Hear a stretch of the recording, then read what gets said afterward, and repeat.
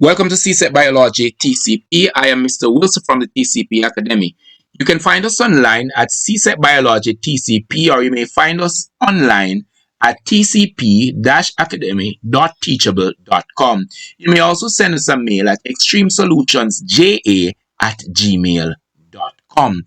In today's publication, we're going to be looking at the menstrual cycle and the reproductive system of a woman. We start by looking at the reproductive system, and before we can delve into the reproductive system, it is very important for us to know the parts of the reproductive system. So if you follow on screen, you will see the oviduct, which is also called the fallopian tube. And this is pretty much that muscular tube that collects the egg or the ovum from the ovary. And of course, this would be taking the egg along this oviduct here with its muscular contraction and cilia that lines the tube. Then we have the uterus. And the uterus is pretty much pear-shaped, and it's pretty much that area of a reproductive tract that the fetus will grow and, of course, develop during pregnancy. We have the ovary, and the ovary is, of course, responsible for the secretion of female hormones, and also it is responsible for the release of egg, we said earlier. The uterus lining pretty much has that rich supply of blood, and pretty much it's a site where the embryo will develop. We have next the uterus wall, and the uterus wall is this thick muscular structure that is able to stretch during the time of pregnancy to facilitate the development of the fetus. It also contracts during childbirth to ensure that the child can pass through that birth canal. We also have that part of a reproductive system that's called the cervix. And the cervix is nothing but a ring of muscle that pretty much surrounds the neck of the uterus. It pretty much forms that barrier or that separation between the vagina and, of course, the uterus. Now, it is pretty much the site where we'd put the cap as, of course, the birth contraceptive. That's the area where that would have been placed. And then we have just below the cervix, the vagina. And this is going to be that area that facilitates the ejaculation of sperms for the natural process of reproduction in human. So it's the area definitely where the penis would have lodged to, of course, expel or to ejaculate the sperm during an intercourse. Now, let us look a little deeper at some other function of this reproductive system. So if you observe there, about 14 days within that menstrual cycle, you're going to be having a process called ovulation. And ovulation is nothing but just the release of the egg from the ovary. Of course, it's going to be traveling up the oviduct, or what we call the fallopian tube, by muscular contraction of the walls of the fallopian tube. And of course, the cilia will also help to move the egg along the oviduct. Now, providing that ejaculation takes place and the sperm eat the egg, now once the sperm would have eat the egg, the tail would have broken off. The sperm is, of course, going to be getting to that egg by swimming, using the flagellum, the tail, to swim through the vagina, passing the cervix, through the womb, and up to the fallopian tube, to the egg, where it will fertilize the egg. Once the egg is fertilized, then a protective membrane will be formed around the egg. And this is, of course, going to happen after the sperm would have lost its tail and penetrating the egg in a process we call fertilization. Providing that fertilization takes place, then we're going to have a new structure we call a zygote.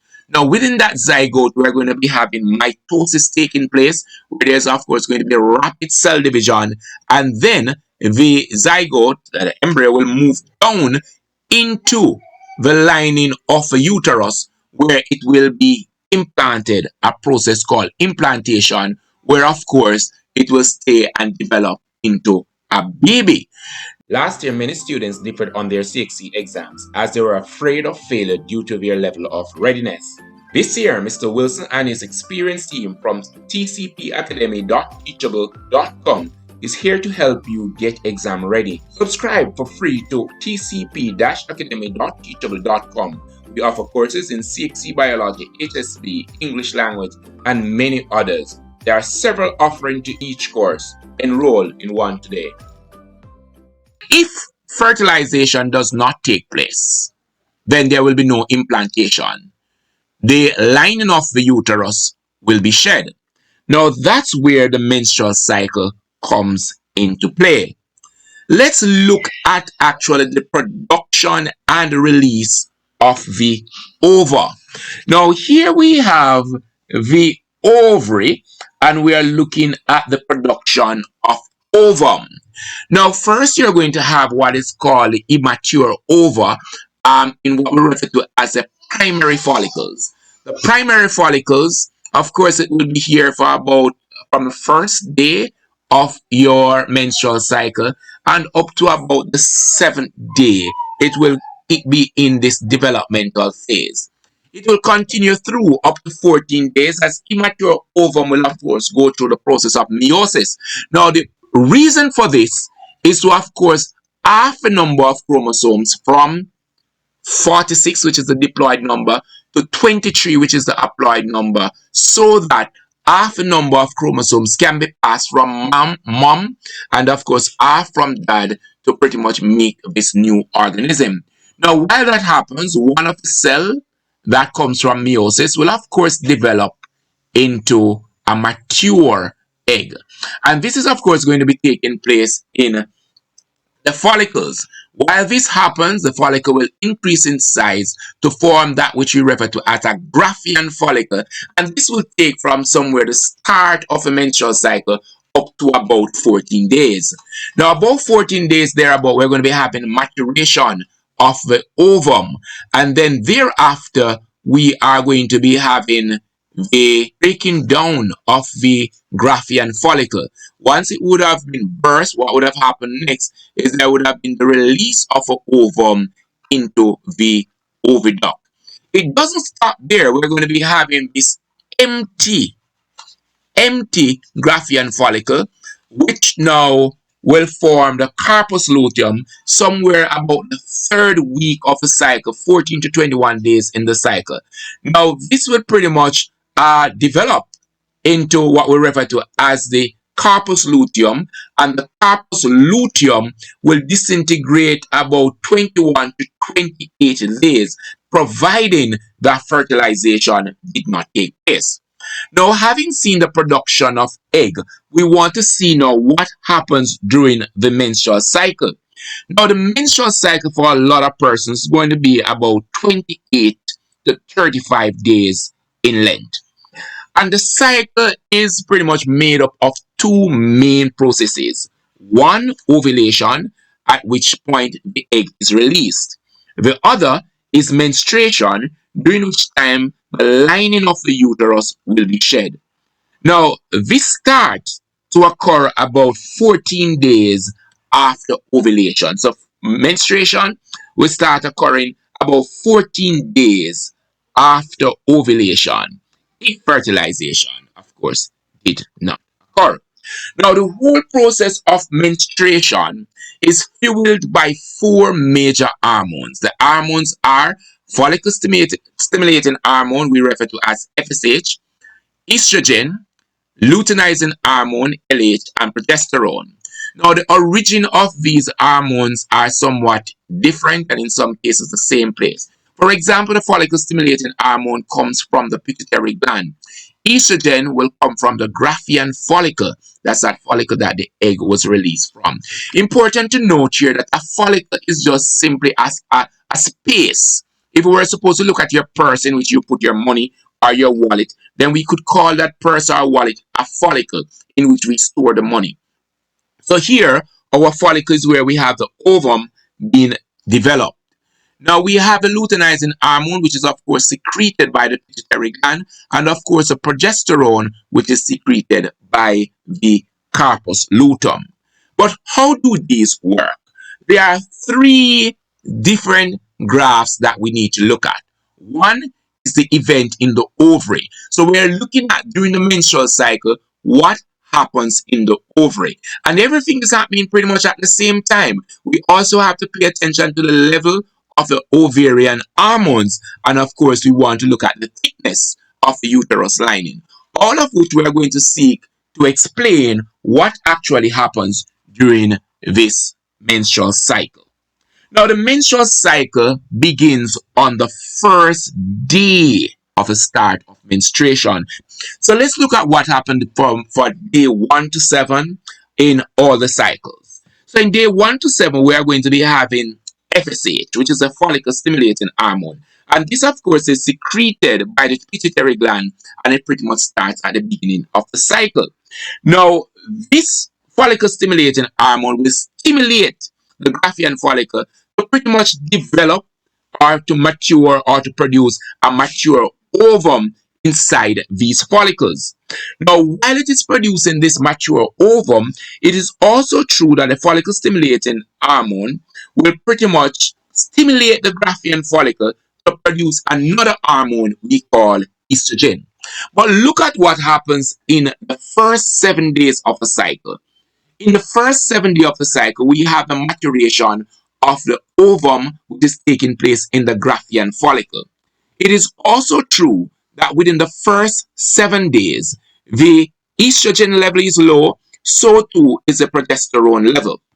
Now, you will observe that in the first days of a cycle, first 7 days, 3 days, 5 days, thereabout, the thickness of the uterus lining will begin to decline as the uterus lining will shed during the process called menstruation.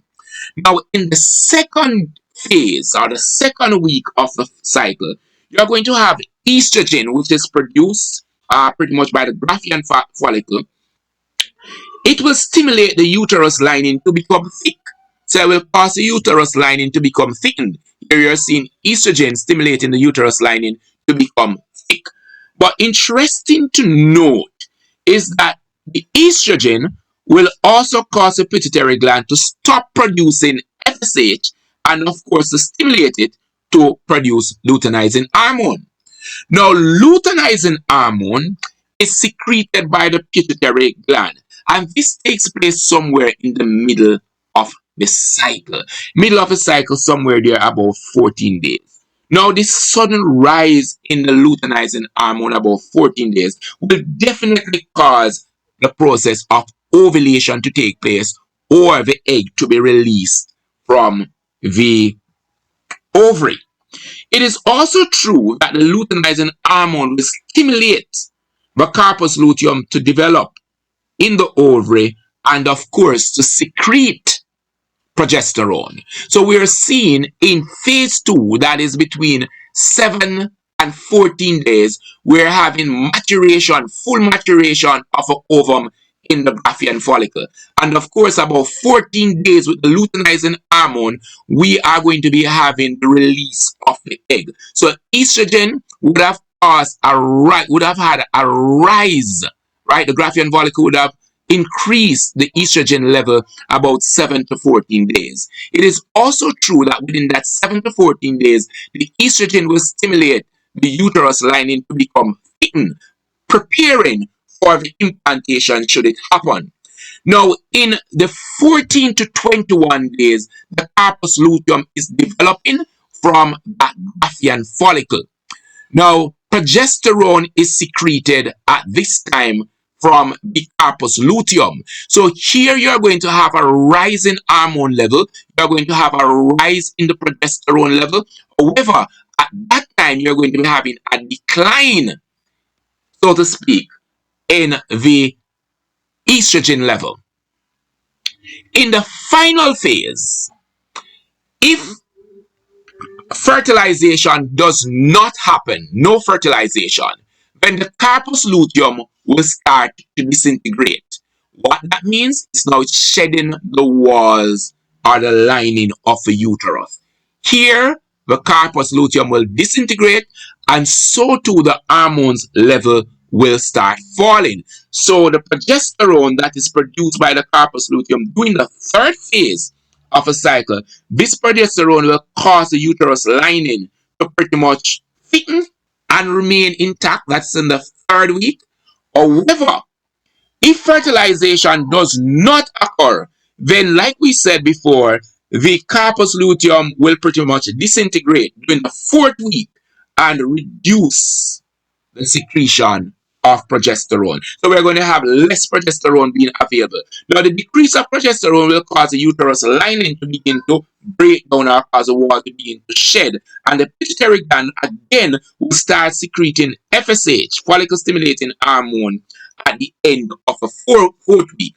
Now you understand at the end of a fourth week, we are now going to be having menstruation again. So at the end of a fourth week, we starting from about the third week there, the progesterone would have caused the lining of the uterus to thicken, and then it would keep it intact just in case there is pregnancy. If there is no pregnancy, then the walls will start to break down as the corpus luteum will disintegrate, and of course, the lining of the uterus will also start breaking down, and so too the progesterone that is available. Now we are going to be having a secretion of follicle stimulating hormone, and it's as if this is a ring. The process of menstruation will begin again after 28 days. And just to remind you, the process or the menstrual cycle starts the very first day of menstruation. So if we look at the very top here, we will remember the chart that we have here with the various hormones to know and what they do. You are also seeing three graphs for which you need to know. They might come as 3 on your exam paper. They might come as 1 on your exam paper. They might come as 2 on your exam paper. I don't know. But we need to know what happens in each of the 4 quarters. What happens 1 to 7 days? What happens 7 to 14 days? What happens 14 to 21 days? And what will naturally happen in the 28 days? Now, to map it up, it's very, very simple. Very, very simple. Play this video again, however many times you so desire, and you will find that learning about the menstrual cycle is pretty easy, and this is going to be one of the topics you are going to be enjoying. Please be reminded, for the 2022 biology exam, the menstrual cycle will be on the exam. Until we next meet, walk good and make sure that you study to show thyself approved. Please be reminded you can join us for classes at tcp-academy.teachable.com. To join us, you may send us a mail at extremesolutionsja@gmail, or you might very well go to our YouTube channel at CSEC Biology TCP, leave a comment, and we will definitely respond. Remember, study to show thyself approved.